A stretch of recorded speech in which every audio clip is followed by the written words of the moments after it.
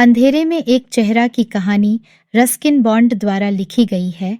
चलिए इसे शुरू करते हैं। एंग्लो इंडियन शिक्षक मिस्टर ऑनलिवर एक बार शिमला हिल स्टेशन के बाहर बने अपने स्कूल के लिए देर रात लौट रहे थे। मशहूर लेखक रुडयार्ड किपलिंग के समय से भी पहले यह स्कूल अंग्रेजी पब्लिक स्कूलों की तर्ज पर चल रहा था और यहाँ पढ़ने वाले बच्चे ब्लेजर, टोपियों और टाई में सजे अधिकांशतः समृद्ध भारतीय परिवारों के थे।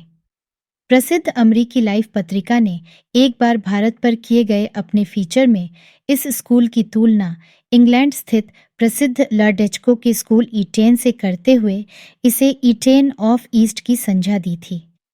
मिस्टर ऑनलिवर यहाँ कुछ सालों से पढ़ा रहे थे। अपने सिनेमा घरों और रेस्तरां के साथ शिमला बाजार स्कूल से लगभग 3 मील दूर था और कुंवारे मिस्टर ऑलिवर अक्सर शाम को घूमने शहर की ओर निकल पड़ते थे और अंधेरा होने के बाद देवदार के जंगल से गुजरते छोटे रास्ते से स्कूल लौटते थे। तेज हवा चलने पर देवदार के पेड़ से निकलती उदास डरावनी सी आवाज़ों की वजह से अधिकांश लोग उस रास्ते को नहीं इस्तेमाल कर मुख्य रास्ते से ही जाते थे। लेकिन मिस्टर ऑलिवर भीरू या कल्पनाशील नहीं थे।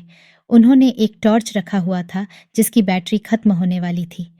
टॉर्च से निकलता अस्थिर प्रकाश जंगल के संकरे रास्ते पर पड़ी रहा था। जब उसकी अनियमित रोशनी एक लडीडीएचके की आकृति पर पड़ी जो चट्टान पर अकेले बैठा हुआ था, मिस्टर ऑलिवर रुक गए। लड्डकों को अंधेरे के बाद बाहर रहने की अनुमति नहीं थी।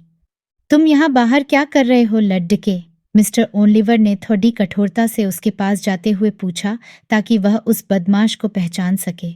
लेकिन उस लड़के की ओर बढ़ते हुए मिस्टर ऑनलिवर को यह महसूस हुआ कि कुछ तो गड़बड़ है। ऐसा प्रतीत हो रहा था कि वह लड़का रो रहा है। उसने अपना सिर झुका रखा था, अपने हाथों में उसने अपना चेहरा थाम रखा था और उसका शरीर झटकों के साथ हिल रहा था। वह एक विचित्र आवाज़हीन रुलाई थी और मिस्टर ऑलिवर को साफ तौर पर थोड़ा विचित्र महसूस हुआ। अच्छा, क्या बात है? उनकी आवाज़ में अब क्रोध की जगह सहानुभूति थी। तुम क्यों रो रहे हो? लड्ढेके ने न उत्तर दिया न ऊपर देखा। उसका शरीर पहले की तरह खामोश सिसकियों के साथ हिलता रहा।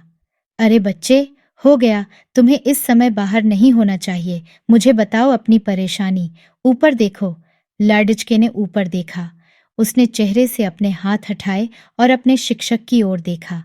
मिस्टर ऑलिवर के टॉर्च की रोशनी उस लाडिके के चेहरे पर पड़ी। अगर आप उसे एक चेहरा बुलाना चाहो तो। उस चेहरे पर आंखें, कान, नाक, मुंह कुछ भी नहीं था।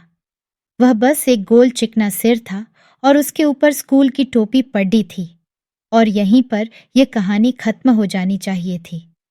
लेकिन मिस्टर ऑलिवर के लिए यह यहीं खत्म नहीं हुई। उनके कांपते हाथों से टॉर्च गिर पड़ी। हताहतन वह मुद्दे और गिरते पड़ते हुए भी पेड़ों के बीच से तेजी से भागते हुए मदद के लिए चिल्ला रहे थे।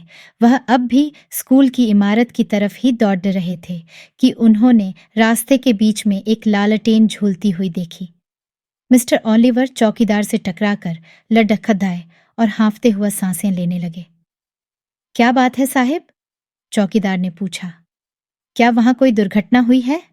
आप दौड़च क्यों रहे हैं? मैंने कुछ देखा, कुछ बहुत ही भयावह। जंगल में एक रोता हुआ लड़का और उसका चेहरा नहीं था। चेहरा नहीं साहिब, आंख, नाक, मुंह कुछ नहीं। क्या आपका मतलब है कि वह ऐसा था साहिब? चौकीदार ने पूछा और रोशनी अपने चेहरे के ऊपर ले गया। चौकीदार के चेहरे पर ना आंखें थीं, ना कान, कोई और अंग नहीं, यहाँ तक कि भवें भी नहीं। और तभी हवा चली और लैंप बुझ गया।